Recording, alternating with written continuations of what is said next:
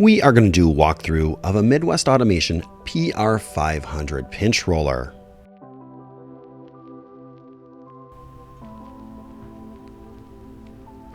This Midwest Automation PR500 pinch roller has a 67-inch width capacity. The hand wheel does have a numeric readout for height.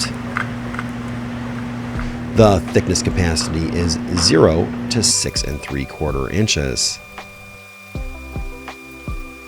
This machine does feature multi-speed via a VFD, so you can match your line speed. We did have the rolls recovered, and those are 80 durometer, and they still have the protective wrapping on them. Power is provided via a 1 horsepower motor that is currently wired for 230 volt 3-phase power. This machine has a very narrow footprint, with the case minus controls being only 14 inches wide and a max of 26 inches wide if you include the outfeed roll covers and the front electrical cabinet.